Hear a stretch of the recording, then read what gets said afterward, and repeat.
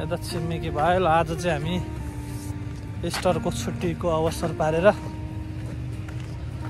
माथि डाँडातिर चाहिँ हामी हाइकिङमा जाँदैछौँ सबैजना मिलेर। यता छन् साथीहरू भाइहरू। यो कम्पनी हाम्रो कम्पनी बन्द छ अनि त्यस कारणले गर्दाखेरि चाहिँ आज हामी हल्का हिँड्नलाई चाहिँ जाँदैछौँ। ल कटप्प दाइ हाम्रो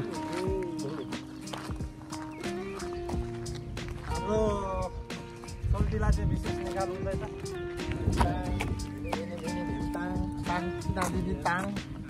बोल्दैन त के बोलौँ 2 शब्द भन्नु त पर्यो नि त। हामी मतलब इस्टरको बिदामा घुम्न जाँदैछौँ, यता त्यता दिन पर्यो नि। हामी इस्टरको बिदामा घुम्न जाँदैछौँ अनि यो एना गाउँ एकदमै रमणीय क्षेत्र छ, त्यही भएर हामीले एना गाउँतिर चाहिँ घुम्न आउनुपर्छ। जति भए पनि जागरिप कार्लवाचको एस्का बस्ने नेपाली दाजु दिदीबहिनीहरूलाई एकदमै एकचोटि भिजिट गर्नु होला भन्ने एकदमै सुझाव दिन चाहन्छु। एकदम रमणीय क्षेत्र छ हाम्रो एना गाउँ, आउनु होला। त्यति नै मेरो शब्द।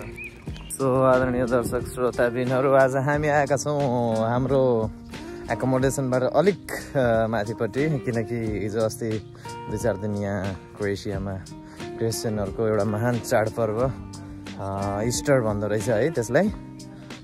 त्यसको उसमा चाहिँ नि हाम्रो झन्डै 3 दिनको जस्तो बिदा थियो। सो आज बिदाको दोस्रो दिन हामीहरू अब घरमै कति बस्ने भनेर दिक्क मानेर यसो गाउँ डुल्न आएको। मतलब अब हामी सबैजना त छैनौँ, अलिअलि भयो भने उता अलिअलि पछाडि हुनुहुन्छ 2-4 जनाहरू, यता दाइ हुनुहुन्छ हाम्रो। यसो अगाडिपट्टि सिन यस्तो छ, तपाईँहरू देख्न सक्नुहुन्छ है मजाले, एकदमै रमणीय छ ठाउँ।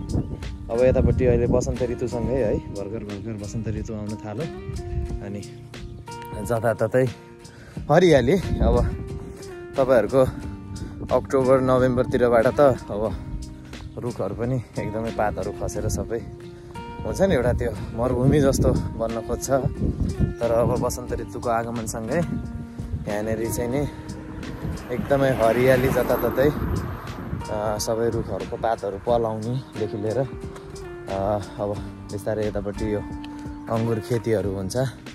यता देख्न सक्नुहुन्छ यहाँ स्याउको रुखहरू, स्याउ बारी छ, यो सानो रुखहरू स्याउको हो। One of the most handsome, my brother, Mr. Dipendra Sanehang Limbu. Nepali पढ्नु आउँदैन भाइ? नेपाली पढ्नु आउँदैन? नेपालीमा नाम लेखेको छ र नेपाली पढ्नु आउनलाई सेनेहाङ हो कि सेनेहाङ त्यही हो भन्नु त। सेनेहाङ तपाईँको मुखदेखि भन्नु न। SENEHANG के हुन्छ? मास्टरहरूसँग बोलेर सकिन्छ, हामी अनपढ मान्छेले। अनपढ मान्छेको अनुहार हेर त। अनपढ मान्छेहरूले 1914 को ट्र्याक्टर पनि देखाइदिउँ ल। यसलाई यो कार्टुनमा अथवा यो बच्चाहरूको खेलौना यिनीहरूमा जे पनि हुन्छ नि, यो साह्रै युरोपबाट इन्सपायर्ड रहेछ कि कुरा। तर आज सानो मिनी एयरपोर्टमा आयो नि।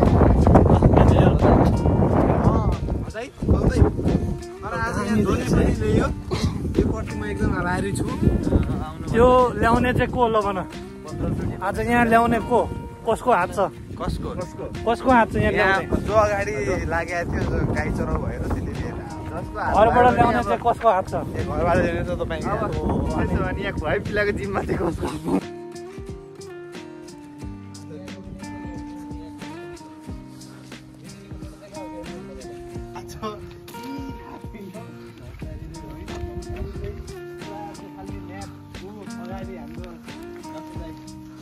एकचोटि यता सबैजना फर्किए त दामी हुन्थ्यो।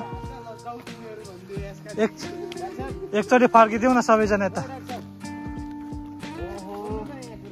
ल।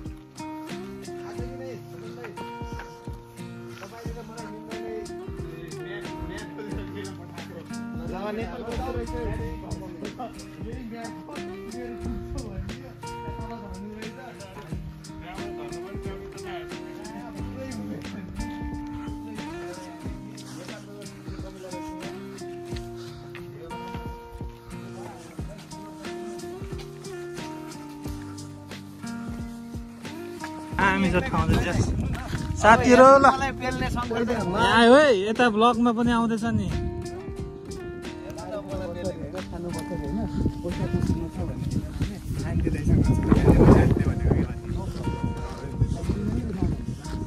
बुढोको कुकुर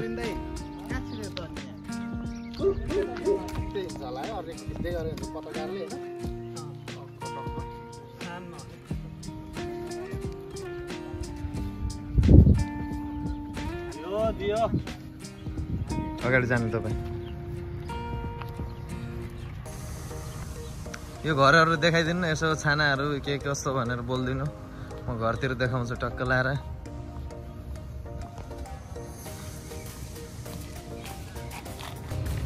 यतापट्टि चाहिँ यस्तो छ भाइहरू जस सिन चाहिँ मजाको छ वहाँ यस्तो दामी आइरहेको छ यार जसमा त कलरफुलै रहेछ नि त अनि तपाईँको भने मेरो त ठिकै